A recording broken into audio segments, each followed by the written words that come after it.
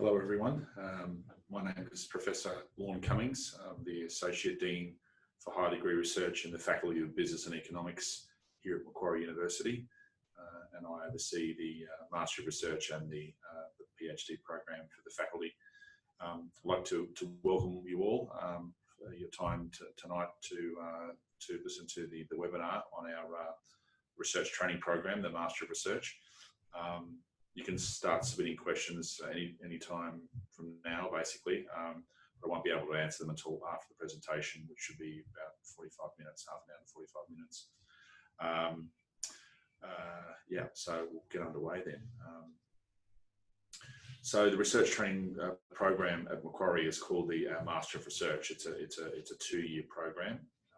We call it the BPhil/MRes. So it's a Bachelor of Philosophy / Master of Research. So we really have the Bachelor of Philosophy, which is the PhD pathway program. We also have the Master of Philosophy and the Doctor of Philosophy. So this is our 2-year PhD pathway program called the BPhil/MRes.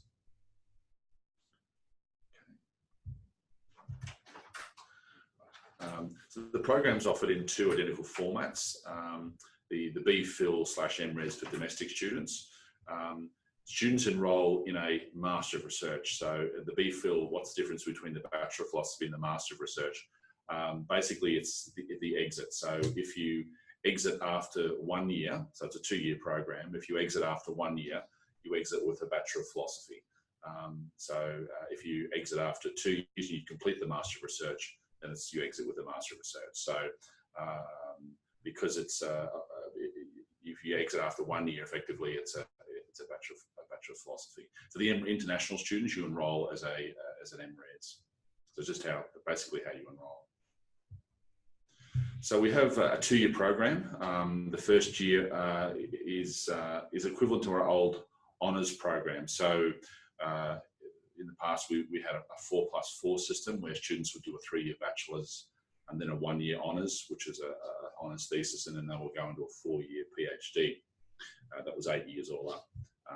This is now, with the Master of Research, have a 3+2+3 system, so the 3-year bachelor coursework, then a 2-year Master of Research and a 3-year PhD. So all we're doing is we're taking 1 year from the old honours program and then 1 year from the old PhD program, and created this 2-year MRes. So in the first year, it's largely coursework. It consists of a research communications unit called the MRes 700, and that's run now within the faculties. And that focuses on issues around academic literacy and how to reference things such as the philosophy of science, writing conventions, how to create a bibliography, that type of thing. So, and how to communicate your research, the purpose of journal publications, the purpose of your research and its impact on the broader community. There's also a unit called Research Frontiers, and it differs between the faculties, but in the Faculty of Business and Economics, the Research Frontier unit is largely a seminar-based unit. So students would attend research seminars within the faculty and then provide critiques on the papers. But they would both, so the focus of that unit really is for all students, regardless of your discipline, to be able to understand the frontiers of your discipline, the research frontiers, what's the cutting edge of research within your field and subfield of research, and how your project will, in a sense, be part of that field and where it sits within that field. And then the remaining 6 units of the 8 units are faculty or department-based coursework units. So again, they differ between the faculties. In the Business and Economics, we have 4 advanced disciplinary content units, and we have a quantitative methodology unit and a qualitative methodology unit. So effectively, students get support, get an understanding of the different qualitative approaches to research and the different quantitative approaches to research. And then the advanced disciplinary content units, the focus there is, of course, to get you to allow students a deeper understanding of their own discipline. So the focus really of the first year is really to get you that necessary background to be able then to go into the second year, which is largely a thesis-based year. So yeah, structured around delivering the thesis, and obviously there's chapters within the thesis.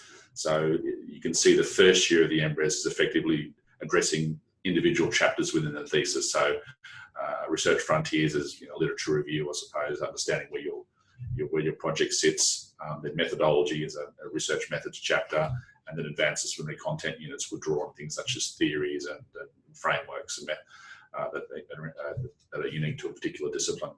So that's the focus of year one, basically to prepare you for that deeper knowledge of your discipline. So you're able to attempt the thesis in year two. So the year two is really largely a thesis, which is 90% of the assessment. So year two is made up of 10% what we call Research Frontiers 2. So I talked about Research Frontiers 1 in the previous slide. Research Frontiers 1 is a unit, effectively, an individual unit. Research Frontiers 2 is an assignment you really have to do. Again, it's very much specific to your project.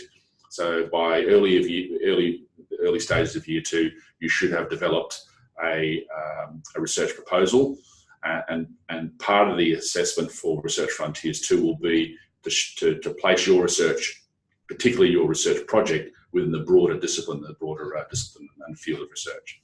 And that's assessed at 10%. So the department and the faculty will allocate a grade to all students out of 10 for that mark, for that assignment.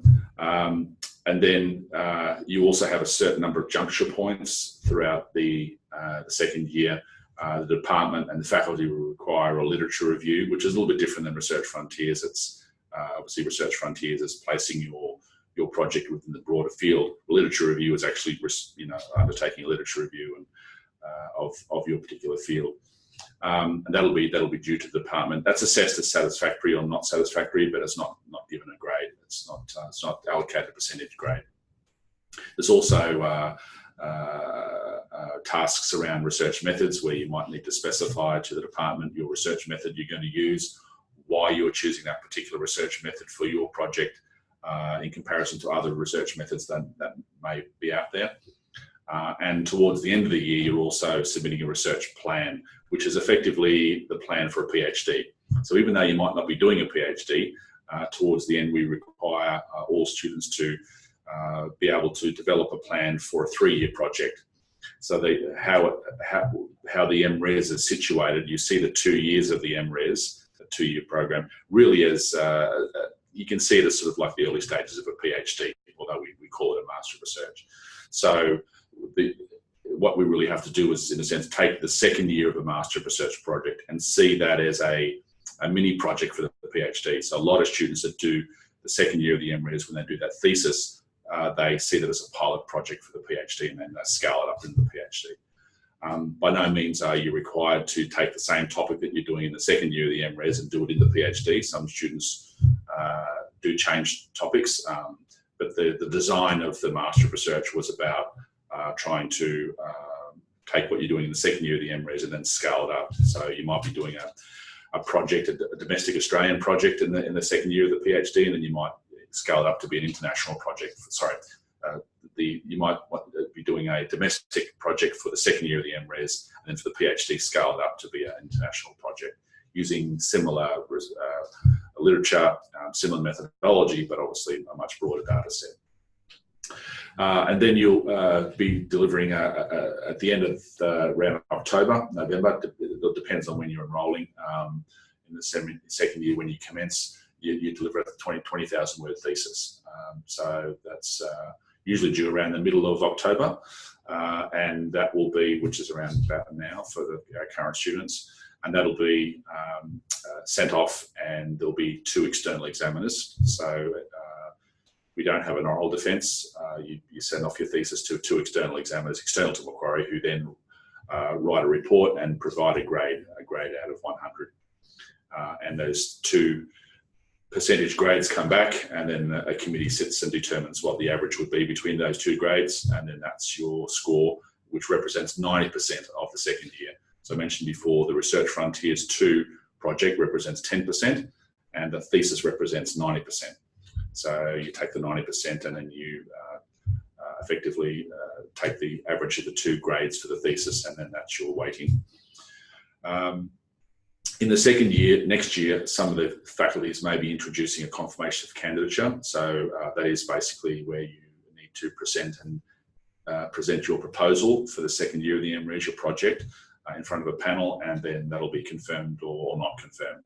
So we do this to make sure that students, by the time they reach the middle of the year, basically are on track and that have a well thought out project. We have a confirmation of candidature, a protocol process for the PhD and also for the Master of Philosophy. So it would exist at all 3 levels of the high degree research program: the Master of Research, Bachelor of Philosophy, Master of Research, Master of Philosophy, and Doctor of Philosophy. Now, the entry requirements, the minimum entry requirements are a 2.5 GPA on a 4-point scale, or in our new 7-point scale, it's 4.38 overall, and at least 3, a GPA 3 at 300 level, or on a 7-point scale, it's 5.25, which is equivalent to a credit average at the highest level of study. So if you would have a GPA that you would have been provided at the end of your bachelor's degree. So we'll basically take that. Students coming from overseas, the high degree research office converts the GPA score from overseas into an Australian equivalent to see whether you meet the entry requirements there.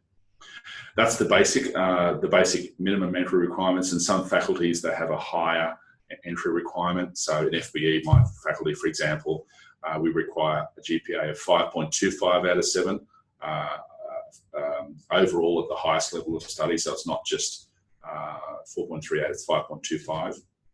And in I think the actuarial studies department, that's even higher than that, just because it's a very technical program. They set a high threshold. So there will be differences between the departments and between the faculties, but do see the admission requirements on the specific faculty or department website and on the High Degree Research Office website.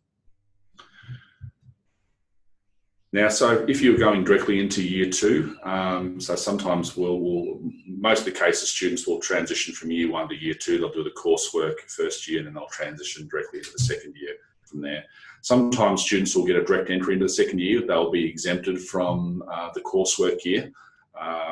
So where you have done postgraduate studies or an honours program at Macquarie University or at another university, or you might have done a master's coursework at another university or at Macquarie, we will take that and we'll see if we can give you some exemptions for the first year of the MRes, exemptions for some of those 8 units. That's subject to academic discretion, and we look at what you've done in your master's elsewhere, your master's coursework elsewhere, and we say, does it mirror what we would expect that you have done in the first year of the MRes? So if you've done research methodology units, then you would probably be exempted from research methodology units. If you've done MBA units or coursework master's units, we would look at the individual units and say that's equivalent to some of the units in our first year of the MRes. So that may get you full credit of the first year of the MRes. It may get you partial credit for the first year of the MRes. But you can be awarded up to 32 credit points for direct entry into year 2. And then you can basically go straight into year 2 and do the thesis.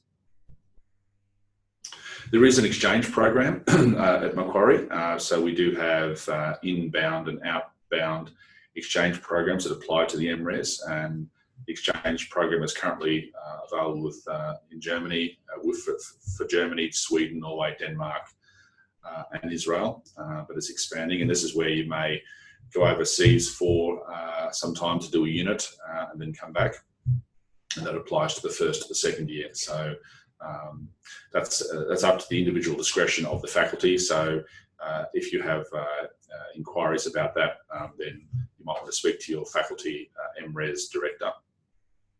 That mirrors what we have at the PhD level, which is what we call a co-tutel program. So the 2-year MRes, ideally for most students, leads into the 3-year PhD. So once they finish that 2-year MRes, they enroll in a 3-year PhD, assuming they have a 75% mark in the thesis in the second year of the MRes. And the 3-year PhD, the students are able to do if they want a co-tutel program, which is where they enroll in a PhD at Macquarie and a PhD at a foreign institution, and spend time at both institutions and have a scholarship at both institutions. So that exchange program, in a sense, mirrors what we're doing at the PhD level. And there's more information out on the Macquarie website on the Coach-a-Tell program, should you wish to read out more about that, if you're interested in that for the PhD program. Just get onto Google and type in Macquarie Coach-a-Tell and it'll get you there. Okay, so in terms of fees and scholarships, for domestic students, the MRES is Commonwealth supported.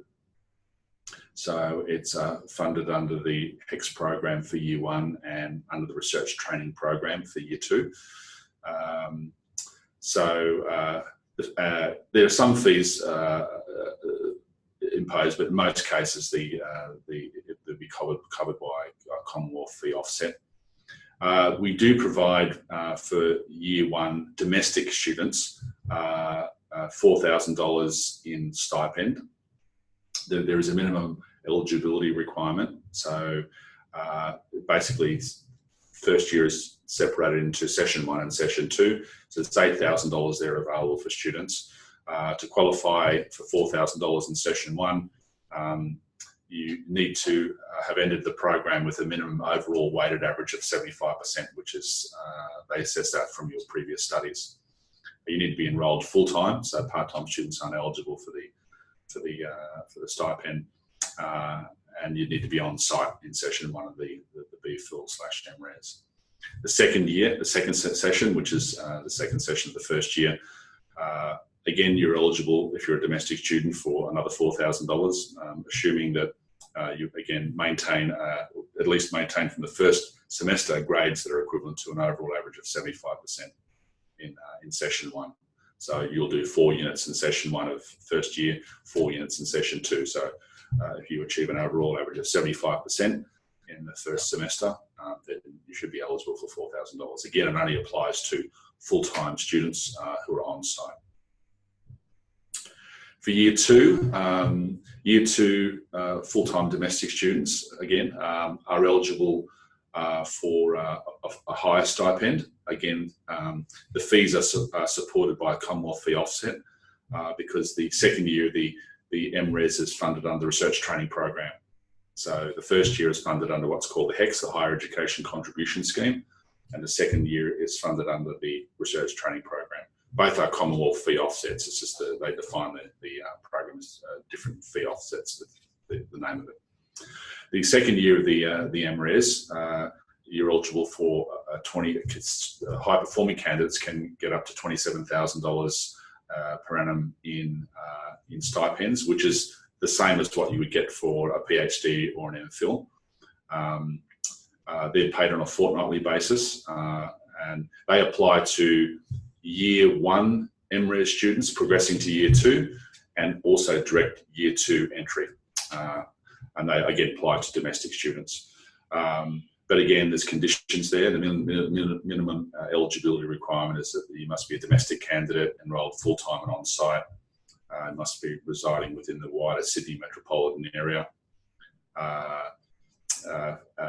For students transitioning from Year 1 to Year 2, you must request in the progression paperwork you want to be considered for a scholarship stipend. And basically a committee, university committee, sits and ranks all candidates that apply for a Year 2 scholarship stipend, and we look at grades effectively. Grades in your first year, totality of grades in the first year of the MRES, and maybe you've also got publications as well somewhere, and that we would take that into account. For the Year 2, the direct entry, similar conditions apply. The same amount, $27,000 per annum for 2018 rates, again paid on a fortnightly basis. To qualify for a second year MRES, you obviously have to apply by the due date. I think it's October 31st, the end of this month, is the deadline for applying for the MRES for Year 2, for MRES for next year, whether that be a Year 1 entry or a Year 2 entry. So do get your applications in by the 31st of October to be considered, and then we will then look at your application and see whether or not you qualify for a scholarship, and if so, that'll be $27,000 stipend. They are very competitive, so do bear that in mind. The scholarship budget is is always very competitive, and we have literally hundreds of applications every year. So we welcome applications, obviously. For international students pay their tuition fees. So certainly in the first year, they're required to pay. That's based on a credit point per credit point basis.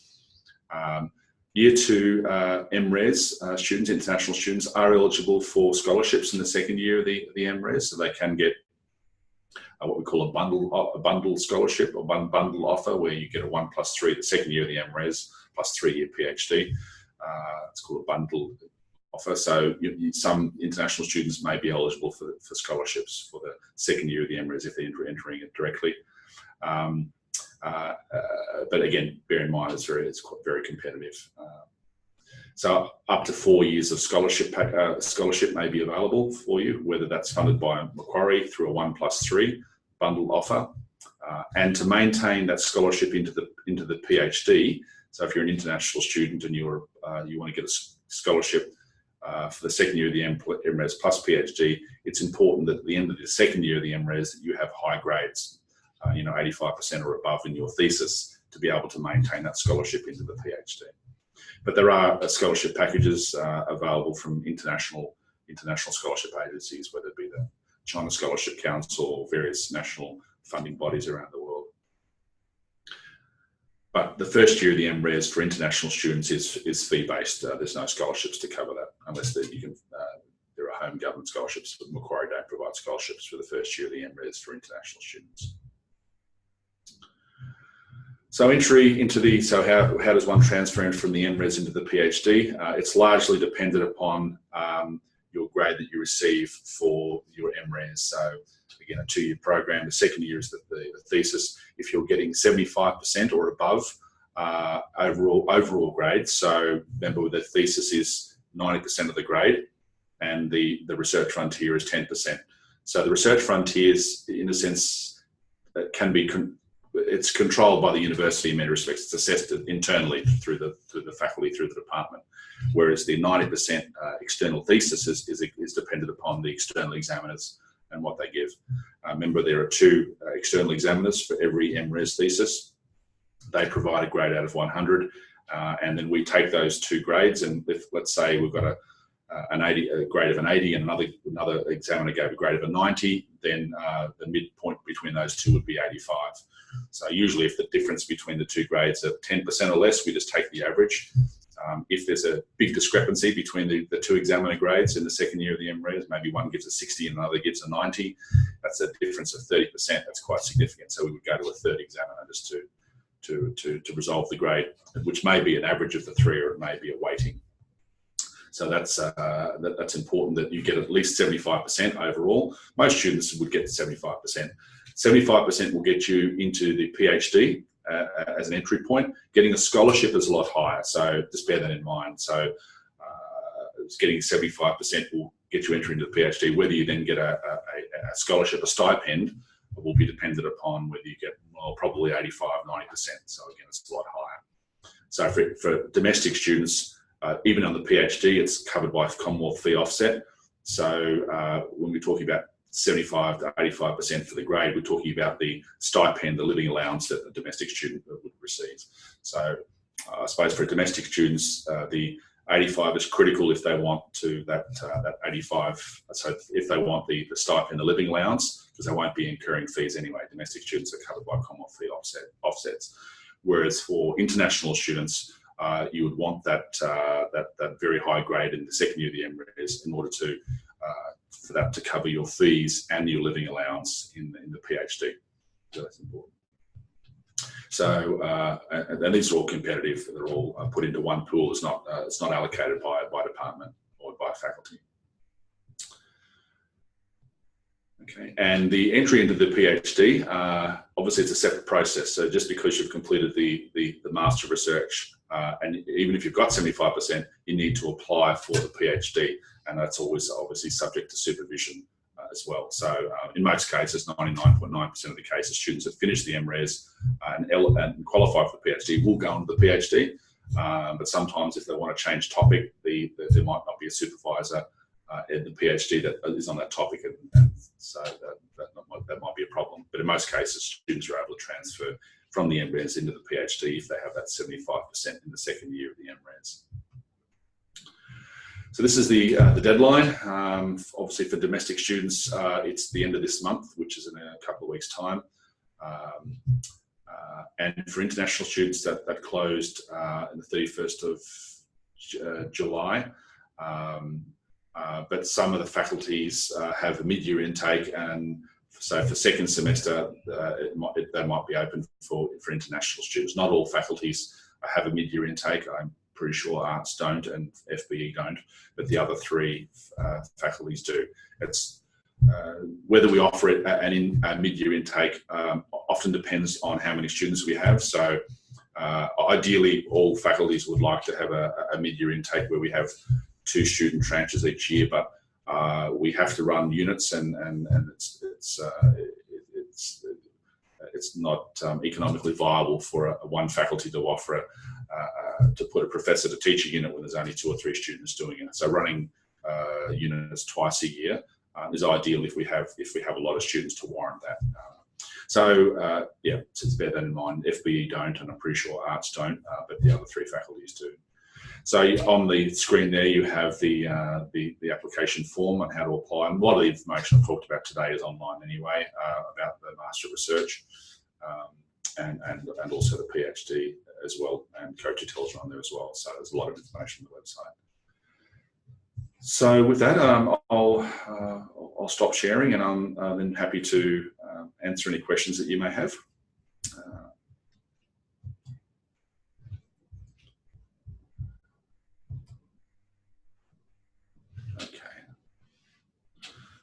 Faisal Hassan. Faisal, I'm Faisal from Bangladesh. Hello, Faisal. I want to apply in Environmental Science Master's Program. I need an offer letter for applying a PM fellowship, which provides all kind of facility. Would you please tell me how I could get my offer letter from your university? Maybe just we'll take your details down, Faisal, and we'll see what stage your application is in at the university. So it might be still going through pre-checking, or it might be still being assessed in the department or the faculty. So we'll obviously get all offers out that have been accepted into programs as soon as possible, but it's probably going through a series of checks. So I'll let the university follow it up with you.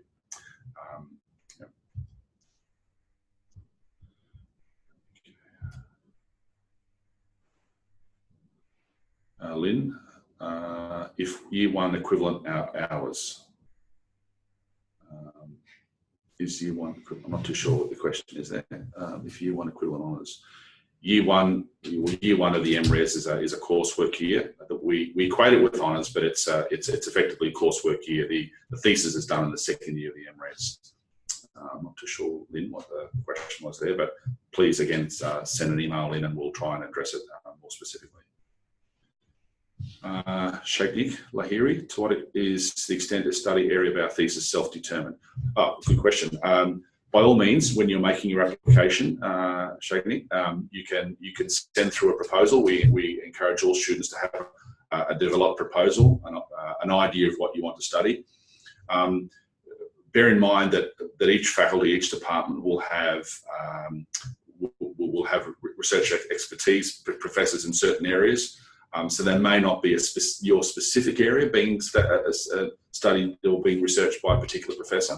My advice, Sheikh, is to look at the faculty in which you want to enrol, look at the department specifically in which you want to enrol, and look at the academics there and look at their research. So all academics at Macquarie should have their page, their profile page. I think it's through the Pure system, and you're able to see what their research areas are, what their publications are.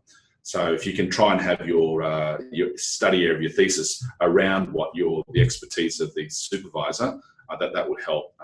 But even if it isn't, we can massage it. So obviously professors need to know their full research field, and they might not necessarily have published in a particular area. But if there's a proposal by a research student that's in a related area, then we'll do in most cases bend over backwards to try and accommodate the student. But if you can, have a 1 or 2 page, a 3 page, it's a bit of a proposal, a research proposal, what you'd like. When you make your application, it makes it easier to assess your application, but also to allocate you a supervisor during the first year.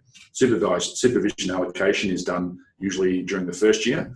So in the first year, you're doing your coursework, you're learning about research, and then the department's then looking at you and trying to allocate you to a supervisor. So that doesn't prevent you from emailing a supervisor off the bat. So by all means, you can send an email to any academic and inquire as to whether they have supervision availability, and they can get back to you. But at the end of the day, it's the department and the faculty that make the determination of who supervises who. So, but by all means, get as much information as you can and get some feedback from professors and from academic staff, so they're aware of your application, and hopefully they'll be able to supervise you. Again, if year 1 equivalent to honours, will there consideration to transfer from MRes straight to the PhD? Oh, so if you have an honours I think maybe you're trying to say there, if you have an honours degree, can you go into the PhD? If you have a bachelor's honours, which is the 4th year of the bachelor's program, so we used to have the 3-year program, about 3-year undergraduate bachelor's plus a 1-year honours.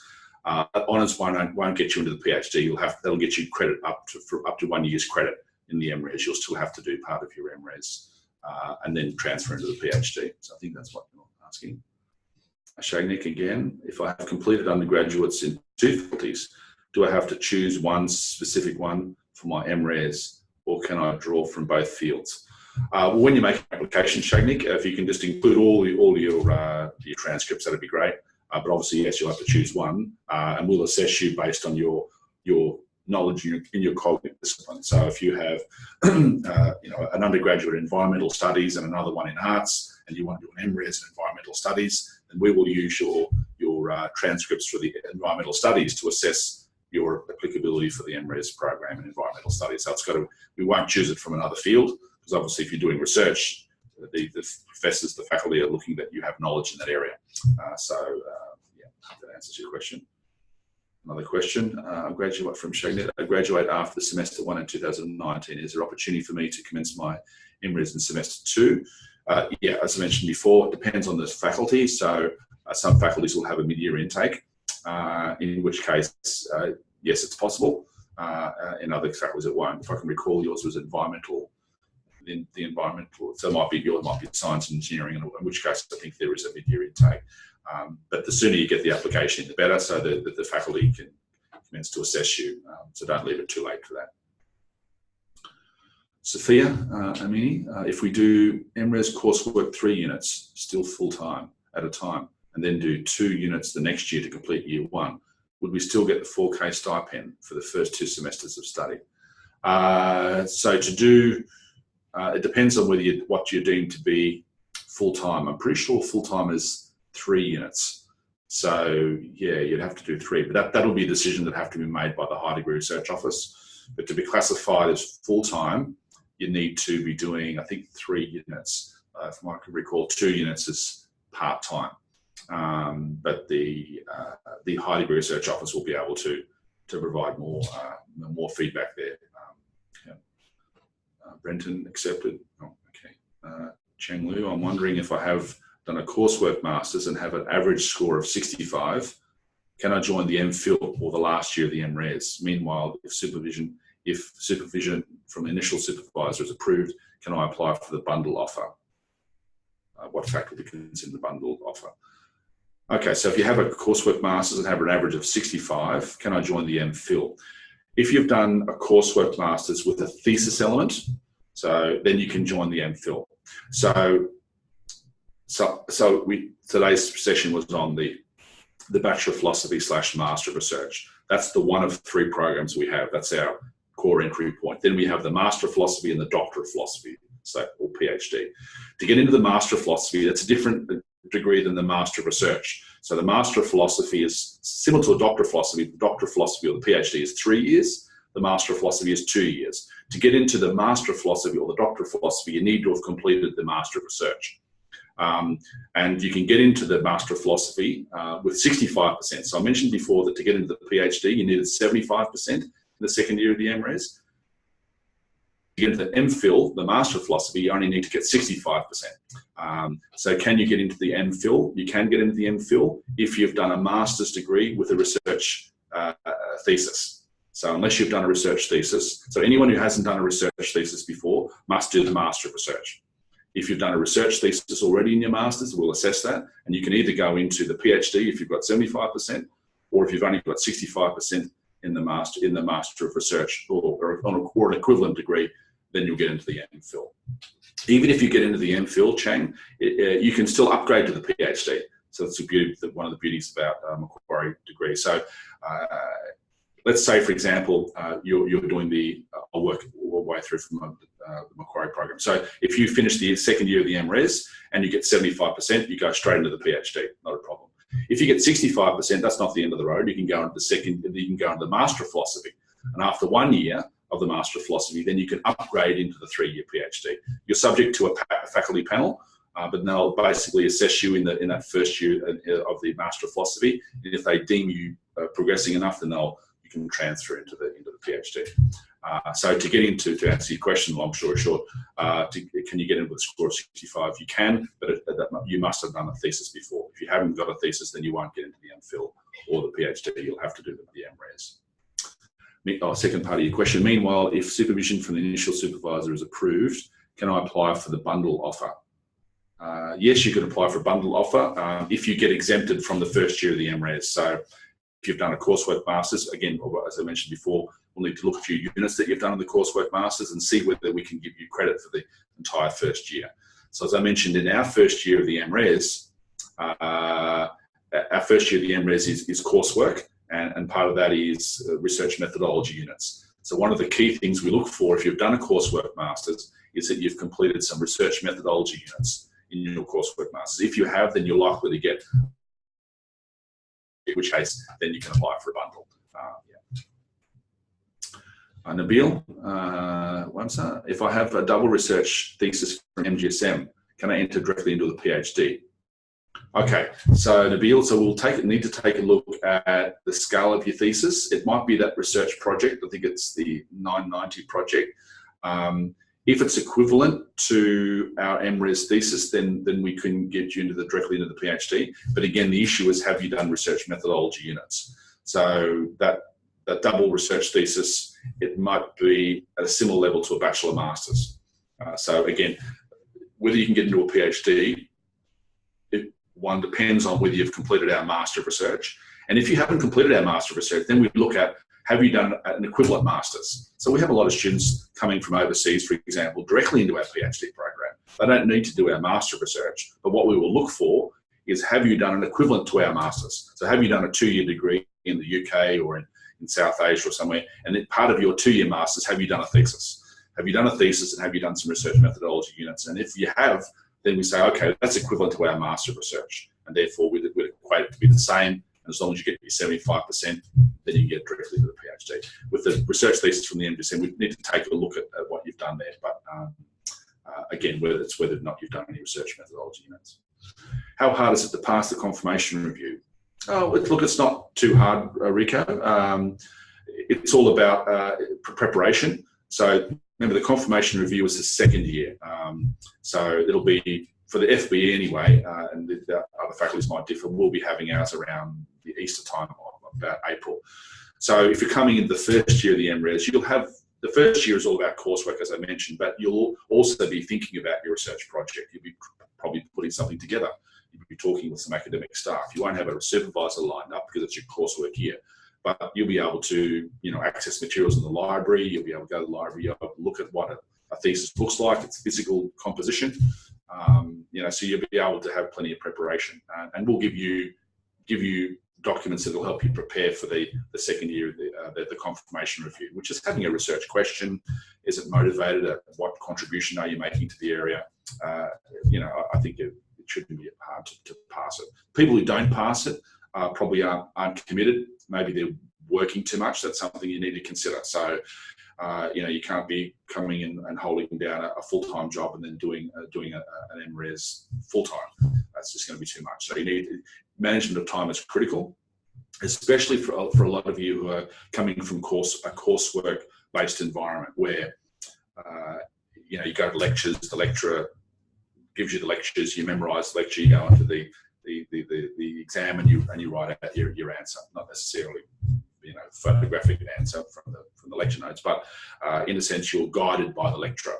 With a Master of Research, with a PhD, with a Master of Philosophy, you're the one driving the project. So your supervisor is there to listen and provide feedback, but you're feeding your supervisor. Your supervisor's not feeding you. That's probably an easy way to explain that. Whereas under an undergraduate coursework or even a master's coursework, the lecturer is feeding you. They're giving you knowledge, you're taking it in. You might do an assignment, but then you memorise it, take it into the exam, pass, move on. Whereas with the research framework, in a research framework, you're the one coming up with the idea. Your original contribution to knowledge. It's all project management. You're driving the project. So that's a big thing for research students, that they need to get their mind switched into that. I'm the one driving the car now, not somebody else. And so, yeah. Sao Ying Yu. Hi, Professor. Do I need to prepare the research proposal if I'd like to apply for the MRes? Thanks, Yolanda. Okay, Yolanda. Yeah, as I mentioned before, ideally, if you can have a research proposal, that would help the department and the faculty assess you. You don't have to have a comprehensive proposal. You don't have to have it 20 pages, but you can have certain elements. You can at least have an idea of your topic and maybe how you'd like to operationalise that. That would help. And certainly you can get online. There's plenty of examples of research proposals. Don't go overboard. You don't need to prepare a thesis before applying for an MRes, but if you can certainly have an idea of what you would like to do, a small research proposal, 5 pages, that's good enough. That would help. As I mentioned, I encourage all of you, regardless of which discipline you're in, to get onto the faculty website, particularly the department that you're in, and take a look at the professors, take a look at the academic staff there and what they're researching. And by all means, if you want, liaise with them at the start. You don't have to. At the end of the day, the heads of department will allocate supervisors, but by all means, feel free to have a conversation with them early on. Naga, hello. I've done my Masters in Business Administration from India, and I do have industry experience of 9 years. So how should I apply, and what are the prerequisites? Okay, Naga. So an MBA, you can apply for an MRes from an MBA. Again, we would look at your GPA. So as long as it meets the minimum requirements, 5.25 for the business of economics. So we would take the grades in India and we'd convert them into a Macquarie grade equivalent. We don't take industry experience. It's not a factor for entry into the MRes. So it's based on academic grades.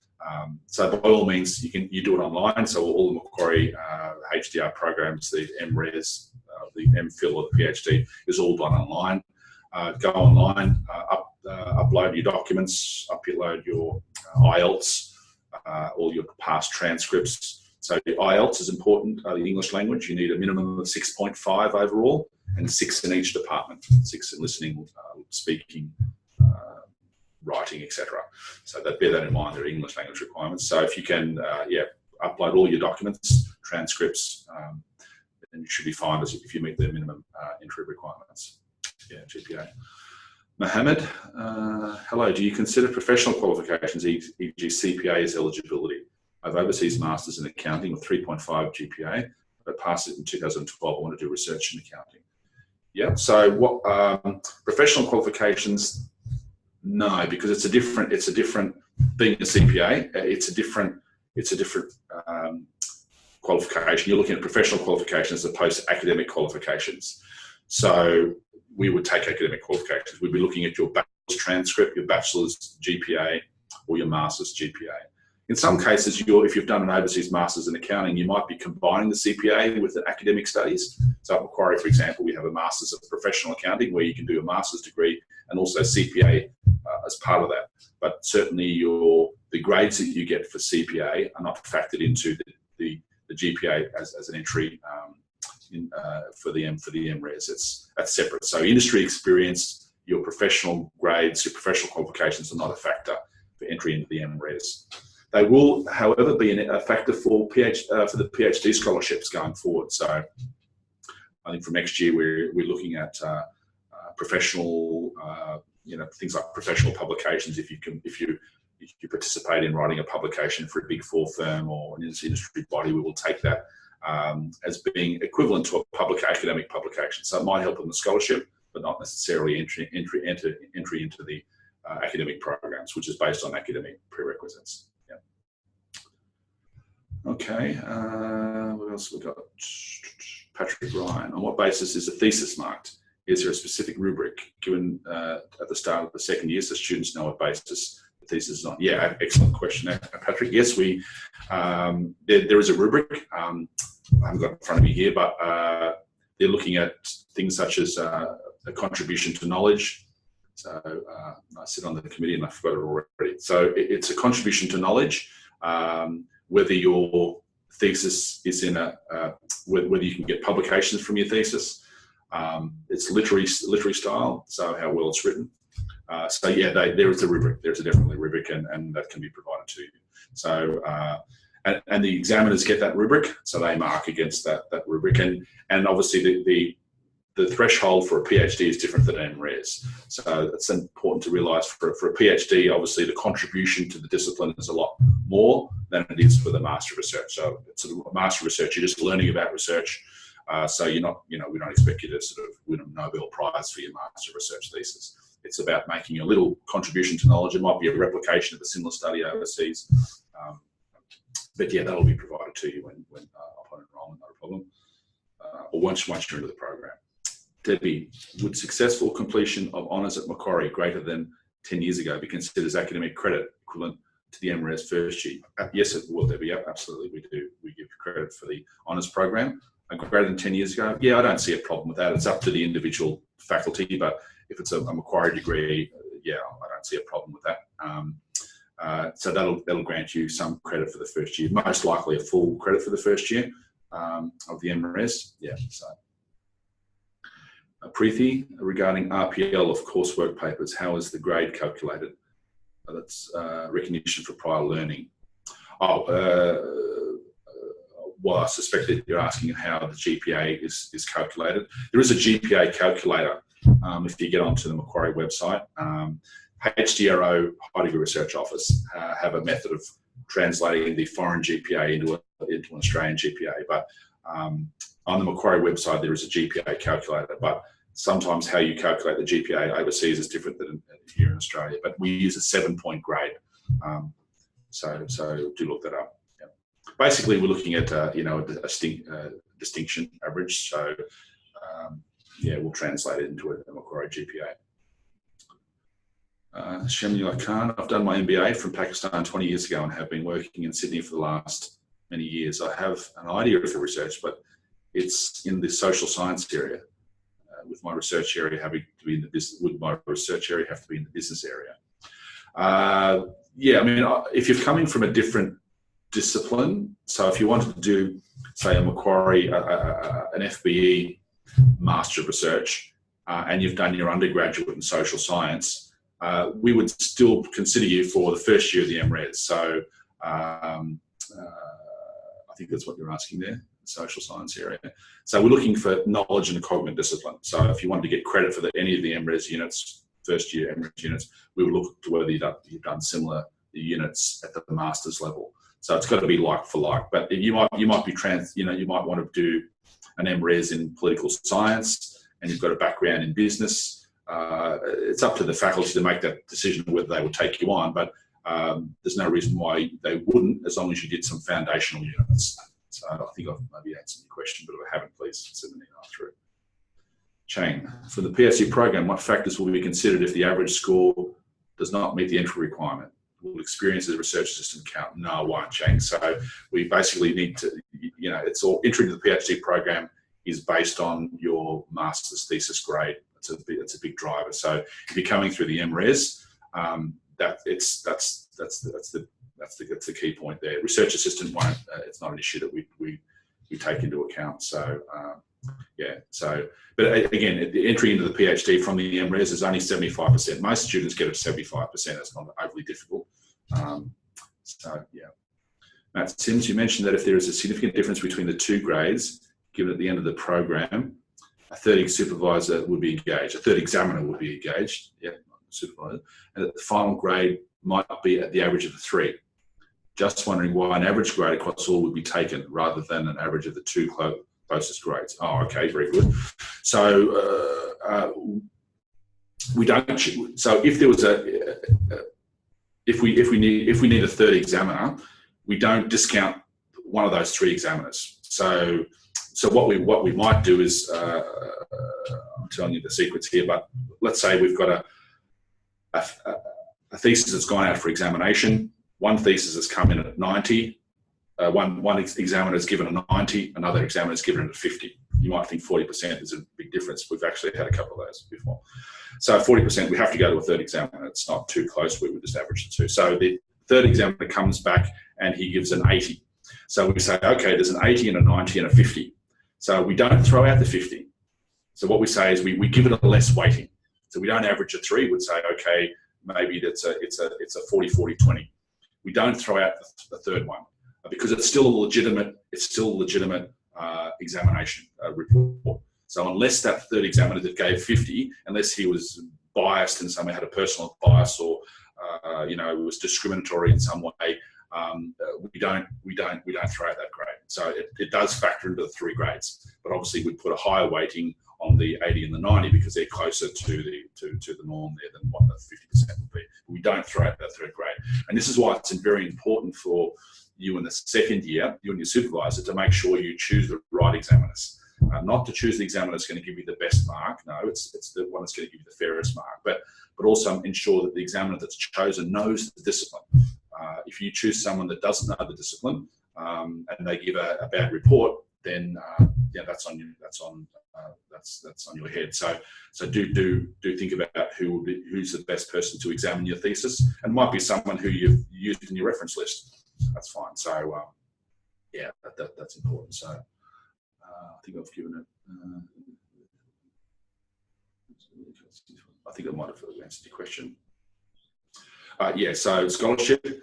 Yeah, look, at the end of the day, Matt, you mentioned there the last bit about it seems a bit unfair if it's going to cost someone a scholarship. Scholarship is a competitive process anyway. So we're not, in the old days, we set a limit of 85%. If you got 85% in the second year of the MRes, you automatically got a scholarship. Now we don't, we just rank everyone. But the external examiners need to give a percentage grade because that's the only way we can really discriminate against students and rank them according to scholarship. Otherwise, we have to give everyone a scholarship. We don't have the funding for that. So, but all examiners are given a rubric, so they know what to mark against. They know what an 80 to 100 is. They know what a 70 to 80 is. They know what a 60 to 70 is, etc. So you're choosing your examiners because they're an expert in the area. Okay, so when you choose that, we're assuming that you've chosen those examiners because they know the area and they can give a fair grade. If they don't give the grade that you want, then we can't do anything about that. You've chosen that examiner. So so you've chosen that examiner. We've then given them a rubric so that we narrow them in. We don't tell them exactly what grade to give. That's their academic discretion. But they certainly, if they're given a master's thesis, they know they're marking a master's thesis. They know they're not marking a PhD thesis. So they're not going to set a higher standard there. So, quite a few more here. Mohammed, Ahmed, I'm a domestic student here now. My question is, if I have 6 years university teaching experience back in my country, can I enroll a PhD program directly? So you still need to have a master's thesis. So entry into a PhD program at Macquarie would require you to have completed a master's degree of at least 2 years with a thesis element. So if your thesis in your master's, and it could be back in any country, is 6 months to a 1 year master's, and it's completed and it's got a grade of 75%, or a distinction level, then that should be fine. But just having teaching experience won't get you into the PhD. So it's important that you have that master's thesis in a master's degree. Maria Montoro, are the units of the first year of the MRes seminar based? The units in the first year of the MRes seminar based, or do they rely more on independent working? A bit of mixed. So you have the first year is a coursework, so you do attend structured classes week by week, but the forms of assessment are different. So you might be analysing a research project. So yes, it requires independent working. That's it. There might be cases where you're working as part of a group, but your mindset will be different. So your first year of the MRes, everything that you do is you've got to think in light of what you could be doing in the second year. Okay, so when you're learning about research methodology, or whether it be quantitative research or qualitative research, you have to look and think, okay, well, how would that fit within my project in the second year? You know, and you might come into the first year with a clear idea of what you want to do for your thesis. And then throughout the first year, then you'll change your mind. You think, oh, okay, well, I might change my proposal for the second year because I've learned about a new research method that I didn't think was out there, or I've learned a new theory, a new framework that might change how I might position my research in the second year. So, yeah, there is a degree of independent working, but there's also a degree of structure in that first year because it is a coursework year. Yeah. Mohammed Rahan Hussain, how current should my bachelor or master's studies be? Look, you know, if it's 30 years old, if it's 30, you studied 30 years ago, would probably require you to do a full master research. But it was within 10 years, you should be fine. But again, that's a judgment by the academics. So it's all relevant. So my area is accounting. So if I did my degree 30 years ago, what I learned in accounting 30 years ago is probably not relevant today because I didn't have the internet back then and I didn't have software packages like they do today. So the knowledge of accounting today is different than it was 30 years ago. So the older your degree is, the more out of date it is because you've got to be really learning. When you're preparing your Master of Research or PhD, whatever, you're using up-to-date knowledge. So you've got to be abreast of that. So so having something that's 30 years ago, you might need to do it again, but up to 10 years ago, you should be fine, even though disciplines change regularly. Sarah Uphill. Sarah, with the information on relevant professional experience for MRes applicants, it asks for a CV and seems to indicate that it requires work experience. Is this the case, or can I use experience during my undergraduate studies that are relevant, such as assisting with data analysis and manuscript preparation for academics? If so, would you be contacting these academics? Will you be? I'm not too sure that they. But the relevant professional experience. Certainly in FBE, we don't look at professional experience as an entry point in the MRes. Maybe in the medical faculties, they would. So maybe the medical sciences, you'd have to inquire about them. I'm not too sure the extent to which I'm not a medical person. But in most cases, the entry into the MRes is based on academic grades. So a CV. So your professional experience, it might help in a PhD scholarship in the coming years because we're changing the criteria for a PhD scholarship next year to incorporate more, not professional experience, but publications or outputs that you may have whilst you're a professional. You're writing a medical document for a hospital or something like that that's not necessarily in a peer-reviewed journal. So your experiences, no, as I said, to get into the MRes, it's based on academic knowledge, not necessarily your experience as a research assistant, or I think that's what you're talking about there with experiences during my undergraduate studies. So assisting with data analysis and manuscript preparation for academics, we wouldn't use that as credit for a degree. So you still have to complete a unit in data analysis or manuscript preparation as opposed to working for a professor. Yeah. Shannon Brown. Shannon, hi. I'm currently enrolled as a domestic student, but am completing my degree in the UK. Will I still be able to get HECS help with masters over here? That's a good question. It's a fee issue, but if you're a domestic student, I think if you're a domestic student, to get HECS help, you would need to enrol in a domestic Australian university degree. I don't think the Australian government would be paying for your fees in a UK university. I think that's what you mean.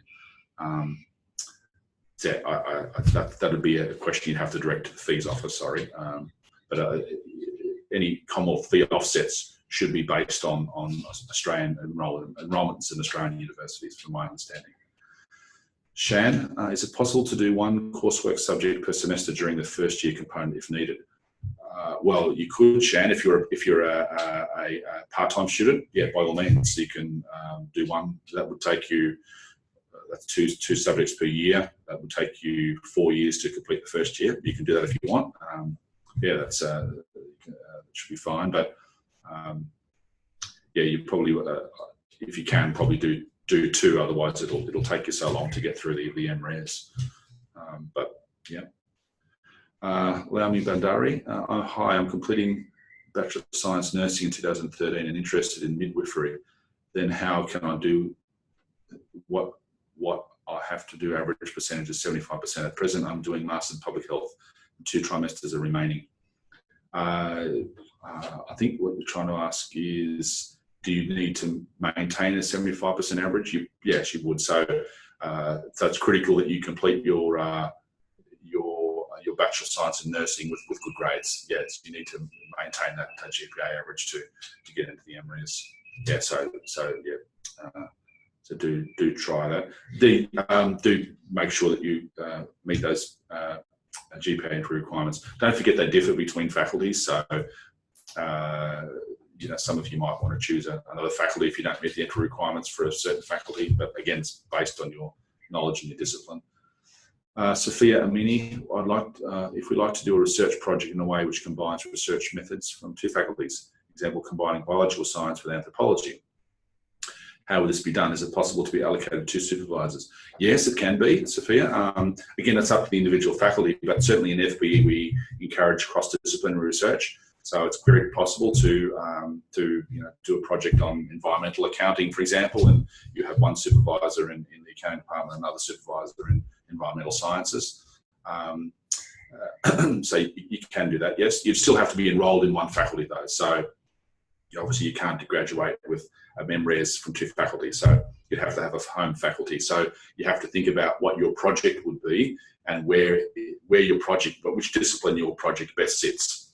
Okay, so it's like a lot of interdisciplinary research.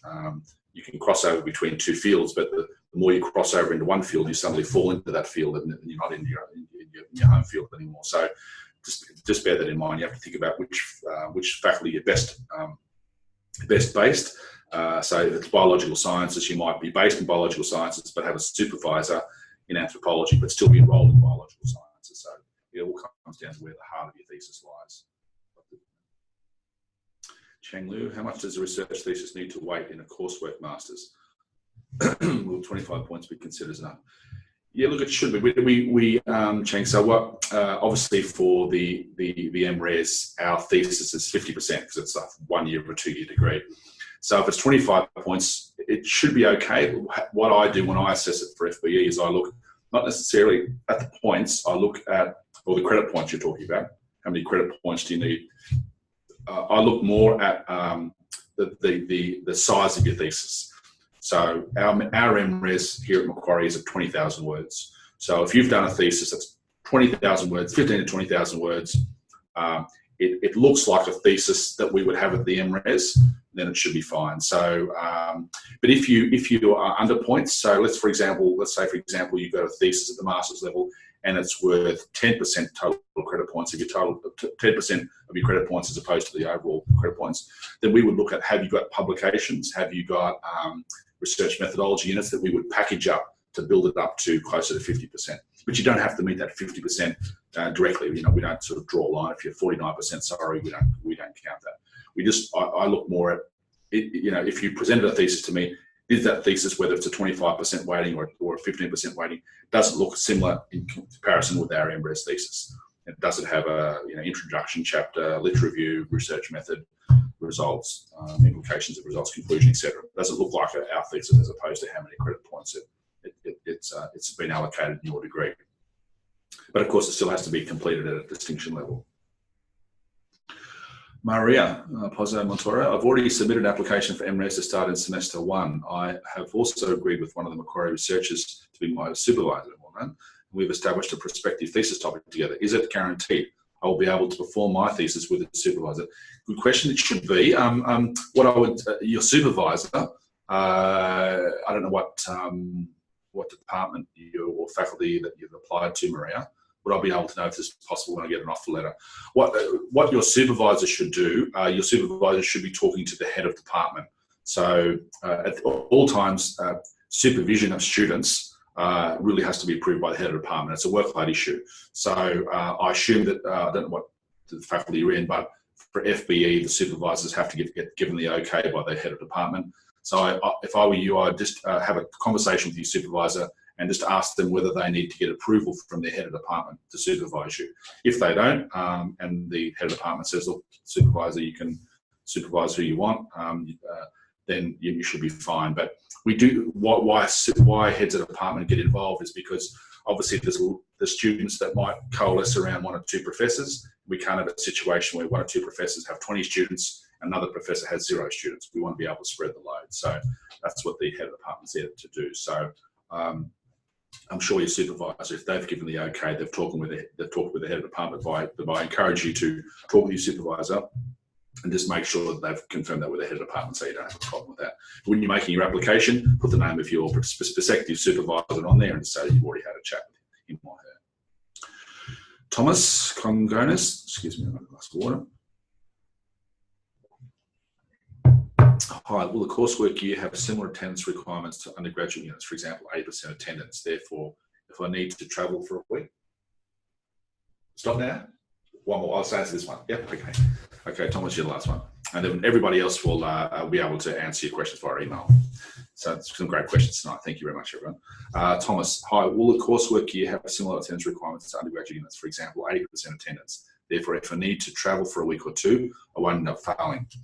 Thanks for your time. You've answered a lot of my questions already. Okay, thanks, Thomas. Yeah, look, we don't, again, it's a faculty issue. We don't sit there taking attendance every week. But obviously, you want to be there as much as possible.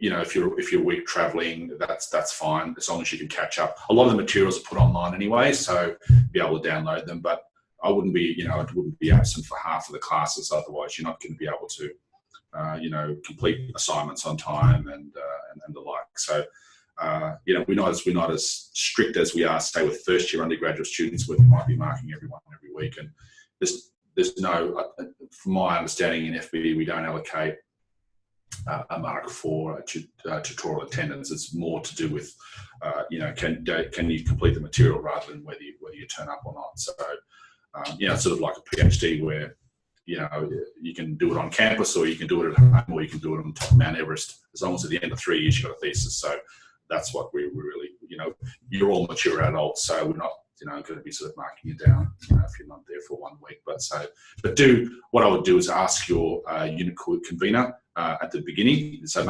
Thomas, if you have work requirements, for example, you might want to outline that to your unit convener and just say, look, it might be a week or 2, and your unit convener will accommodate that. So just make sure you meet your deadlines for any assignments and what have you. So yeah. Anyway, thanks everyone for your time tonight. You're all busy, and thank you for inquiring for Macquarie. And I hope to see you in some way, shape or form, myself or other colleagues next year, and all the very best. So thank you very much.